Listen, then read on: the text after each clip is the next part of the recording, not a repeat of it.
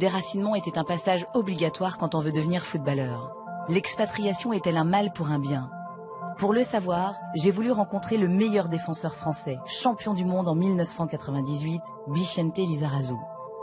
Lui aussi a connu cela et a d'ailleurs passé l'essentiel de sa carrière en Allemagne.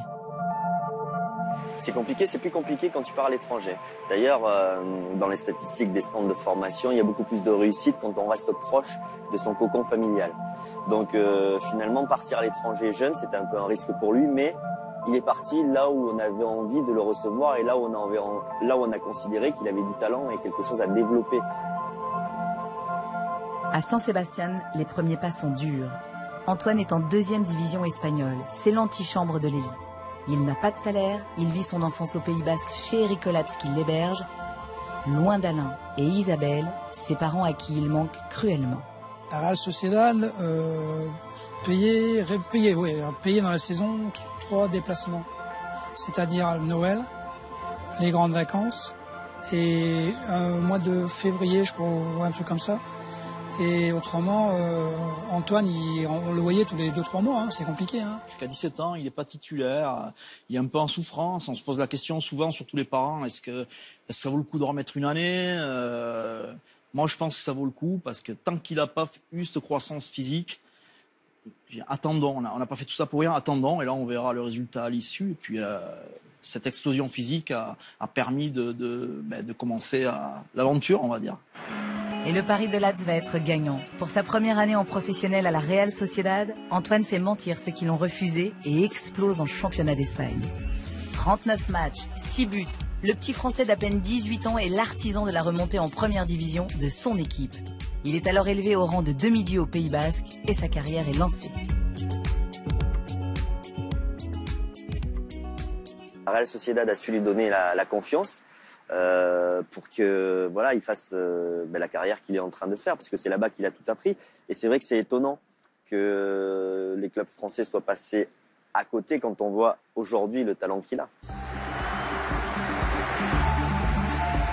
Ils sont nombreux à se mordre les doigts de ne pas avoir détecté son talent, mais peu osent le dire.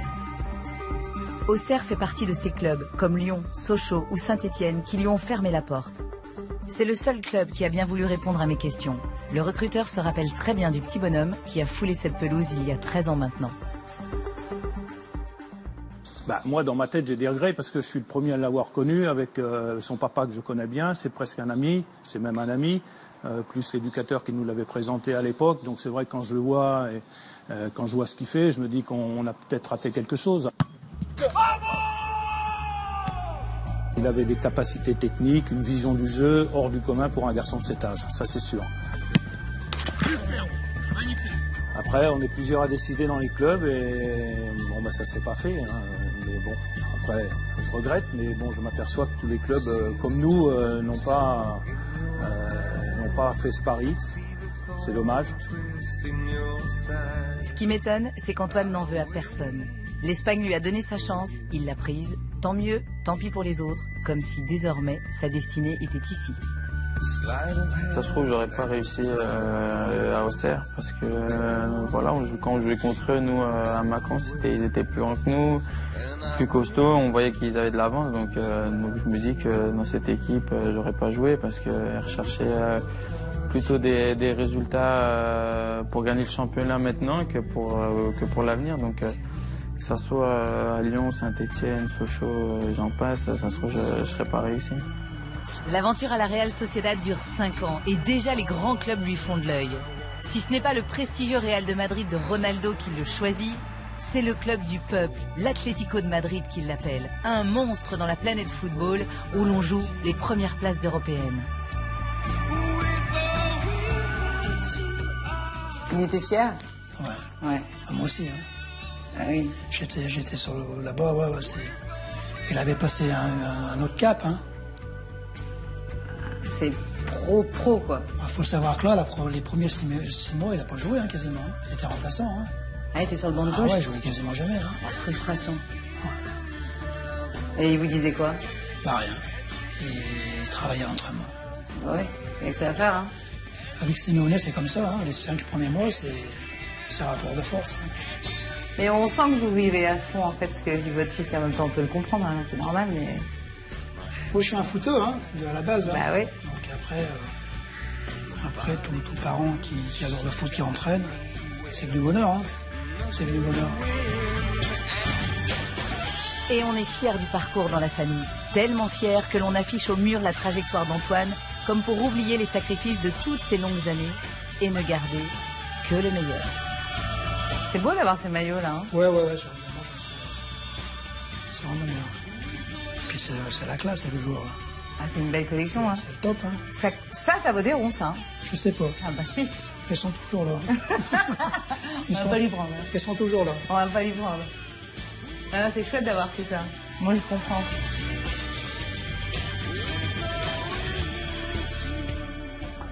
Cette visite à Mâcon m'a permis de comprendre à quel point cette réussite est familiale. Et d'ailleurs, c'est à Madrid que je leur force la main pour ouvrir l'album photo. On sort les dossiers, attention. Allez, c'est parti. Tiens, Antoine. Attends. Tu vas montrer après la caméra. Ah, mais ça, J'ai pris celle-là parce que c'est nos parents. Et je trouve que mon père, là, a des airs fous d'Antoine. Ah bah grave. Non, tu vois pas. Lui, il voit pas, mais... Non, mais toi, tu vois pas. Mais oui. Ça fait combien de temps qu'ils sont ensemble, vos parents? Et bah, ça fait 30 ans cette année. C'est beau. Ouais. T'es proche de tes parents, hein? Moi, de ma mère, ouais. Ouais. De mon père, c'est plus par rapport au foot.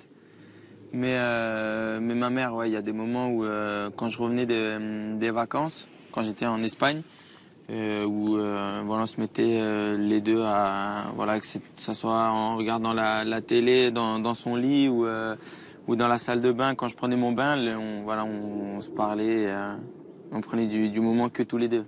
Elle a été triste de devoir partir jeune, entre guillemets. Ouais, ça a été dur, même entre mon père et ma mère, où voilà, il y avait des moments où c'était très dur, mais bon, on va dire j'avais la chance que je me rendais pas compte, parce que quand j'étais là, ils essayaient de tout faire pour que je sois heureux, pour montrer que tout allait bien. Et mais ouais, après par rapport à ma soeur ou mon frère, il y avait des moments où c'était très compliqué. Ils sont là à tous tes matchs aussi, hein. En équipe de France en tout cas. Ouais, après mon père il suit tous les matchs, même quand il part en vacances avec ma mère une semaine ou deux. Il amène ses petits gadgets pour regarder mon match. Ah oui, c'est quoi ces petits gadgets? Bah je sais pas comment il fait, que ce soit avec le téléphone. Ah, il se débrouille toujours pour pouvoir te voir. Et comme il entraîne un peu, lui, il te fait des réflexions par rapport à ton jeu? Non, à moi, c'est rare qu'ils me disent fais ci ou fais ça, ou le seul truc qu'il me dit, voilà, si j'étais bon ou nul. Mais sinon, c'est souvent à la maison quand il regarde avec mon frère, où là, j'en prends pas mon compte. Ouais. Bon, c'est vrai? C'est quoi ça? C'est une passe, un tir? Ah chaque fois qu'il loupe un truc. Pas de pitié, quoi. Non, ouais. Avec moi. Mais bizarrement, enfin, tout le long du match, il va me dire qu'il est nul, et après, ça va être allô Antoine, oh, t'as été fort aujourd'hui. Tu leur demandes parfois de venir quand t'as un petit coup de cafard ici ou... Non, mais eux, ils le sentent. Ah oui. Même, enfin, dans les messages, quand je lui parle, des fois, il y a des. C'est quand tu viens, et ça veut tout dire. Enfin, c'est un CA, ça ou pas? C'est quoi ça? C'est qui? C'est Antoine. Donc ils ont écrit toi. Non mais excuse-moi, ça c'est pas du dossier. En fait l'idée c'est de ruiner la carrière d'Antoine Griezmann. Ouais, t'es trop mignon. Mais en fait tous les ans t'avais un carnaval dans la ville de Mâcon et on l'avait déguisé en clown. Sauf qu'il y avait mon oncle ce jour-là à la maison, donc le frère de ma mère, et c'est raté. Et il a dit ah ben non mais laisse, moi je vais m'en occuper. Sauf que on a commencé par une moustache de portugais, parce que comme on est portugais dans la famille, il a dit faut que tu sois un clown portugais. Et après il lui dit bah je vais mettre ton nom sur le front, parce que le surnom d'Antoine c'est toi nous. Mais sauf qu'il y avait plus de place sur le front, donc du coup il a juste mis toi. Et les gens comprenaient pas pourquoi il s'appelait toi. Donc voilà, mais c'était cool. C'est toi nounou. Ouais, toi nous. Antoine est détendu, sans filtre, loin des images publicitaires sur papier glacé des magazines. Et il se plaît à revoir cette enfance stoppée peut-être un peu trop tôt.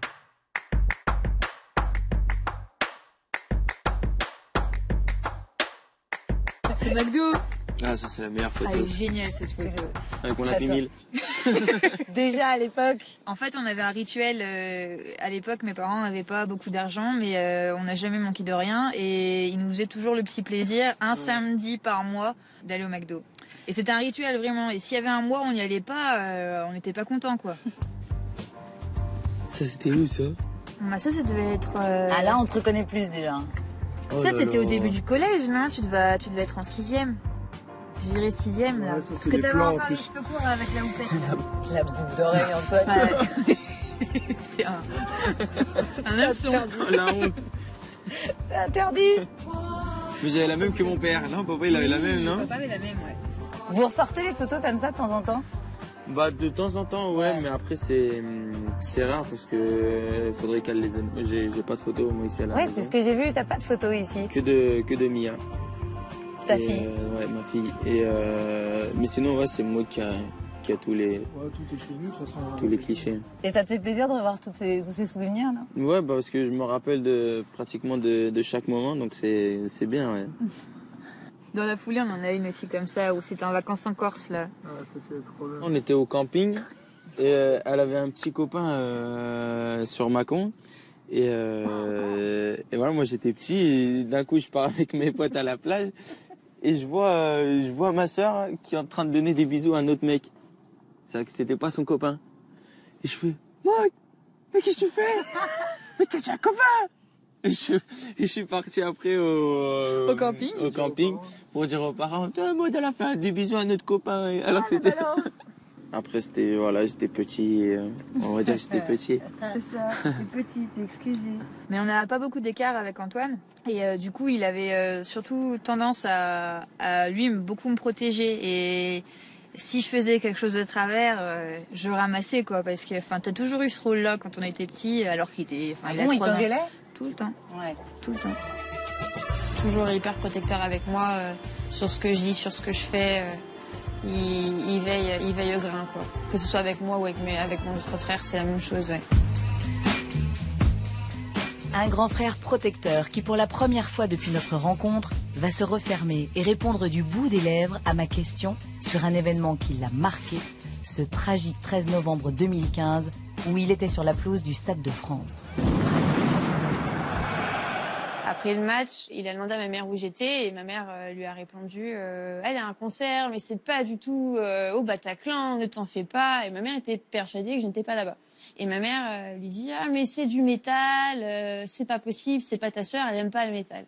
Et Antoine écoute le style de musique que c'est, il dit non, elle est là-bas, je suis sûre qu'elle est là-bas. Et à ce moment-là, ils ont essayé de m'appeler x et x fois et forcément, je répondais pas.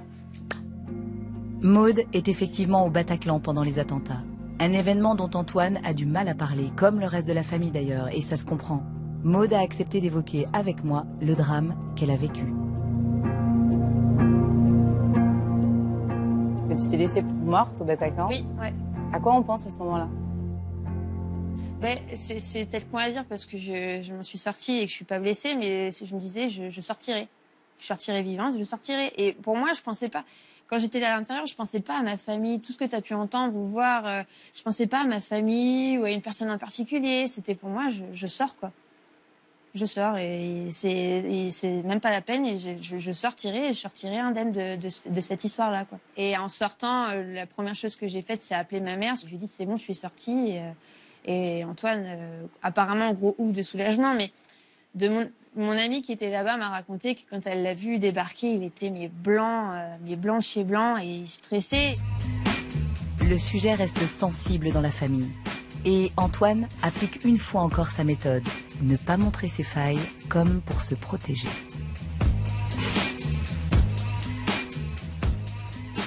Antoine, c'est quelqu'un de très pudique et du moment où c'est fait, il m'a dit voilà, ça t'est arrivé, j'en ai conscience, je sais que t'es quelqu'un de forte et tu tireras de l'avant.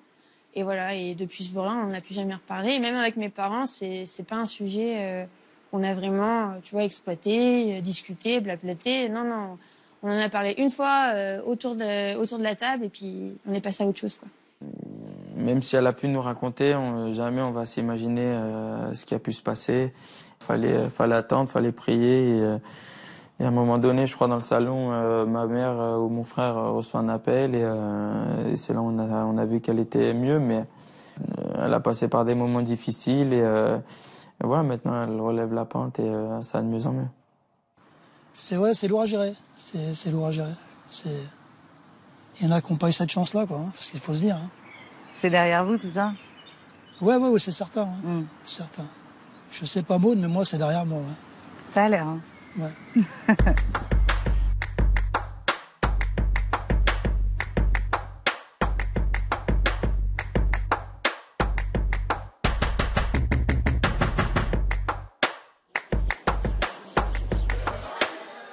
Let's go.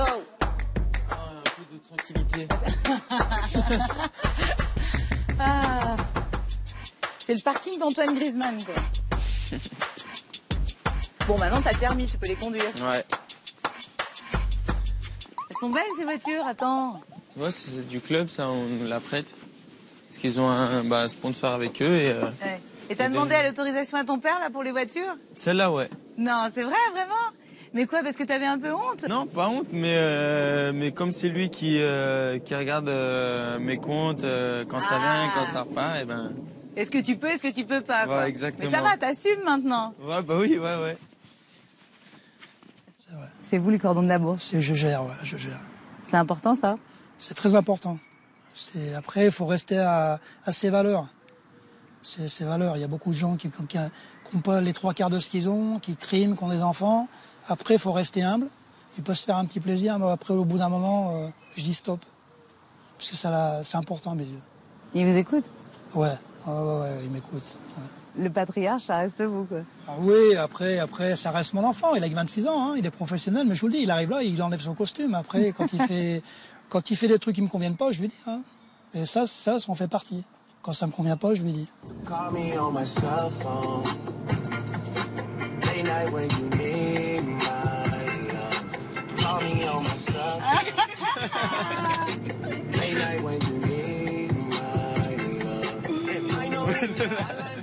Ça vient de là, le Griezmann Celebration? Parce que dans cette chanson, dans le clip, il fait à un moment donné ça. J'avais bien aimé et avant de le faire sur le terrain après un but, je le faisais à l'hôtel en me regardant dans le miroir. Voir comment tu t'entraînais. Ouais, je vais voir comment ça me faisait, si c'était bien ou pas. Ah, c'est drôle.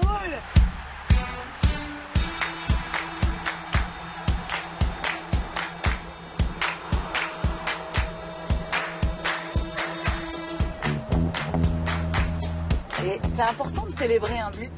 Ouais. Bah, moi, en fait, quand j'étais petit, je regardais la célébration des attaquants et je me disais, il faut que j'en ai une à moi plus tard. Ouais, c'est vraiment important de l'avoir pour soi, quoi. C'est à l'Euro où, en France, on en a beaucoup parlé. Et même maintenant, les petits, quand ils me demandent des photos, ils sont comme ça. Ouais, t'as vu, ils le font tous. Ça me fait plaisir de voir qu'elle est répétée, ouais. C'est la patte grisou, quoi. Ouais. Alors attends, je t'en mets un autre. Let's go.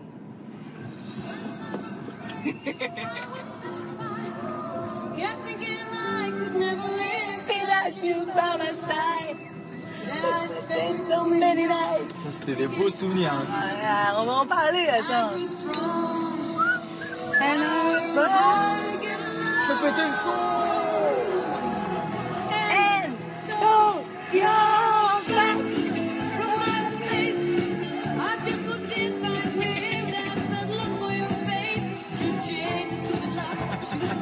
Les mecs sont encore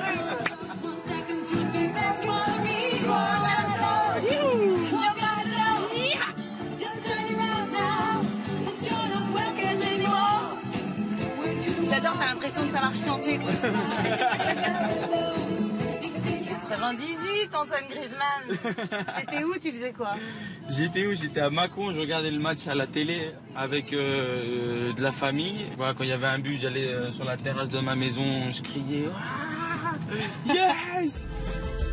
Qui aurait cru que le petit garçon qui criait devant sa télé le 12 juillet 98 serait 20 ans plus tard le 3e joueur du monde? Personne. Sauf lui peut-être. 20 ans d'un travail acharné sur le terrain, comme le souligne d'ailleurs son préparateur physique à l'Atlético. J'ai réussi à coincer Oscar Ortega. Je dis coincer car l'homme n'est pas facile. On dit qu'il est la botte secrète de Diego Simeone, l'entraîneur des Colchoneros. Depuis 4 ans, il mesure le chemin parcouru par Antoine. La première fois que vous avez vu arriver Antoine au club, vous vous rappelez? Sì. Vino vino de su equipo, de la Real Sociedad. Estaba un poco perceptivo, un poco gordito. Le dijeron rápidamente que aquí éramos obsesionados por el tema de estar en perfecta forma, nada de obesidad, basta de hamburguesas repetidas, es el amante de la hamburguesa.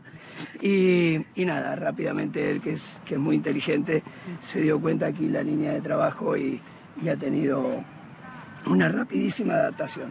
C'est l'un des meilleurs joueurs au monde aujourd'hui. Est-ce que c'est dû à l'entraînement Ortega, ça aussi? Antoine es un futbolista que por su condición física puede jugar en cualquier posición del campo, que se da rara vez. Es resistente, es fuerte, es potente, no le gusta estirar mucho, pero sí es resistente, fuerte y potente. Y puede jugar en cualquier posición. Mañana Antoine juega de lateral, es un lateral formidable, porque tiene una condición física espectacular. Lo ven en el campo, por ahí hace 75 metros hacia atrás para recuperar un balón. Tiene una condición física para cualquier posición, y eso es lo que lo hace diferente en nuestra parcela. Es un futbolista excepcional, no lo digo porque esté aquí, él lo sabe, y ha sido mucho mérito de él haber pulido todas esas capacidades que tiene en la resistencia, en la fuerza, en la potencia, porque cuando entra a trabajar o a entrenar es un 10. Nunca hay problema. Est-ce que dans une équipe comme vous entraînez, vous avez des chouchous? Yo diría Godín. Godín. Ah, Godín? Ah, c'est vrai. Tenemos algunos. ¿Y Antoine? Y Antoine no necesita muchos mimos, porque Antoine es muy... O sea, tiene un gran convencimiento de su poderío. No necesita muchos mimos. Pero es un futbolista que hay que escucharlo también. Pero como participa, nunca falta un entrenamiento, siempre está en todo. No traen problemas. Hay un gran entrenador que dijo un día, los cracks no traen problemas. Antoine es un crack, no hay problema. C'est quoi son plus gros défaut? No es un defecto. Él siente el fútbol como vive. Es un chico divertido, le gusta que haya alegría y a veces me paso. A veces se pasa un poco. Parce que des fois j'aime bien rigoler à l'entraînement et des fois je dépasse la limite. Ces qualités de footballeur que nous décrit Oscar Ortega sont celles qui ont permis à Antoine d'être appelé par Didier Deschamps le sélectionneur de l'équipe de France. En équipe B d'abord, celle des moins de 19 ans, l'antichambre des Bleus. Il y pousse la porte à 18 ans, promis à une belle carrière d'international. Les premiers mois se passent plutôt bien, jusqu'au jour où il dépasse les limites dont parlait justement Ortega. En plein stage de préparation au championnat d'Europe junior, il fait le mur. Avec 4 coéquipiers, ils prennent un taxi du Havre pour passer la nuit dans une discothèque des Champs-Élysées à Paris. 3 jours plus tard, ils se noyaient face aux Norvégiens battus 5-3. Et quand le scandale éclate, ils sont suspendus et exclus des Bleuets.